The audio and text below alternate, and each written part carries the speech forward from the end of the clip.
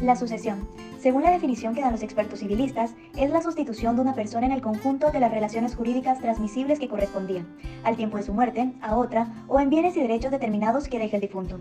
La herencia que deja una persona al fallecer implica, por tanto, todos aquellos derechos y obligaciones que no se extingan por la muerte.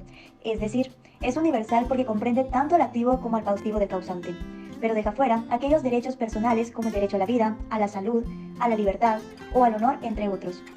La muerte de una persona es el hecho que activa el proceso sucesorio, pero la ley preeminente. En algunos casos, la transmisión de derechos intervivos, es decir, recibir bienes o derechos de una persona cuando ésta aún vive. Muy buena tarde.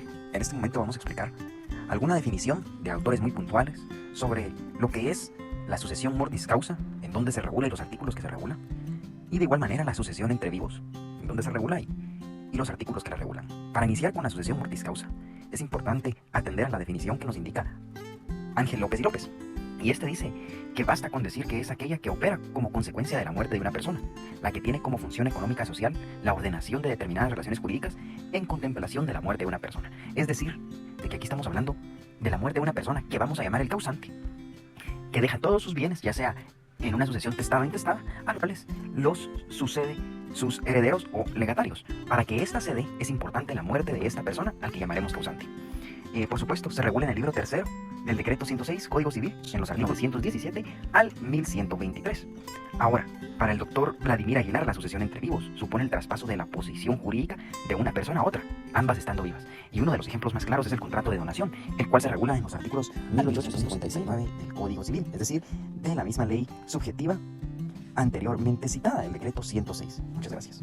Cuando hacemos referencia a la sucesión testada, la podemos definir como una forma de la sucesión hereditaria que tiene origen por un causante. El causante, que en este caso es la persona fallecida, decide plasmar por medio de testamento su voluntad de dejarle a determinado grupo de personas llamados herederos y o legatarios un conjunto de bienes, derechos y obligaciones. Para que este testamento sea válido, debe de cumplir con ciertos requisitos esenciales establecidos en la ley. Por otro lado, tenemos a la sucesión intestada, la podemos definir como una forma de la sucesión hereditaria, pero esta se regula en ley, es decir, la ley va a regular la ordenación, la distribución de los bienes que son dejados por la persona fallecida cuando ésta no deja testamento alguno. Estas dos sucesiones son reguladas en el artículo 917 del Código Civil. Herencia. La herencia es una persona que ha fallecido y que se le denomina como causante, cede todo su conjunto de derechos, obligaciones y o bienes materiales a través de un proceso de sucesión testada o intestada a otra persona a la que se le denominará como heredero, el cual sucede al causante a título universal. Legado. El legado es un acto jurídico mediante el cual una persona denominada causante tras su muerte cede uno o más determinados bienes, derechos y obligaciones a otra persona a la que se le denominará como legatario, sucediendo al causante a título particular mediante un proceso sucesorio testado o intestado, según sea el caso.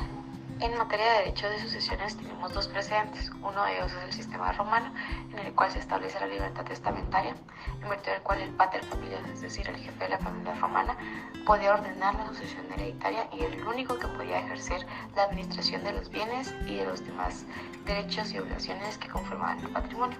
Y por otro lado está el sistema germánico, que se basaba en que solo era necesaria la muerte del causante para la adquisición ipso iure de la titularidad y posesión de los bienes heredados, siempre y cuando esta sucesión se realizara dentro de la familia. Este sistema germánico se vio influenciado por el derecho romano a reconocer la eficiencia y efectividad que tenía con el hecho de manifestar su última voluntad del causante. También vieron esa necesidad de adoptar el sistema no solo de codificación de normas para regir la sociedad, sino también por la importancia que era el hecho de establecer un testamento. Diferencias esenciales entre la sucesión intestada y la testada. La sucesión testada es una sucesión hereditaria que se produce por medio de testamento. En cambio, podemos ver que la intestada se produce cuando la vocación hereditaria es determinada por la ley. La testada es una figura en la que se manifiesta precisamente en el momento que el causante deja su voluntad expresamente plasmada mediante un testamento. Y la intestada se produce cuando una persona llamada causante no ha dejado un testamento. En la testada, el causante ha dejado constancia de su voluntad. En cambio, en la intestada, la ley suple la voluntad que no fue dejada, designando a los sucesores. En la sucesión testada es un acto formal y solemne. Para que ésta pueda ser visto como válido debe reunir con una serie de requisitos indispensables regulados por la ley. La intestada, al ser un proceso, se debe llegar a hacer el proceso como lo regula. En la testada, el testador debe estar en una plena capacidad para que este acto se efectúe, en plena capacidad de todos sus derechos y obligaciones. En cambio, en la intestada, los herederos testamentarios pueden rechazar el llamado y quedar una herencia vacante o ver a quién se le puede transmitir siguiendo las líneas de parentesco que nos regula la ley. Ahora bien, en la sucesión testada cabe la sucesión universal o particular, ya que el testador puede nombrar a sus herederos o legatarios. ¿Qué quiere decir esto? Legado solo puede dejar un cierto bien determinado a la persona. En cambio, en la sucesión intestada solo hay universal. Acá nos referimos al conjunto patrimonial activo y pasivo de la herencia. La sucesión es pura y simple en lugar de la sucesión testada. Puede ser pura o simple, pero también puede ser modalizada por la voluntad del testador, ya que existe una condición.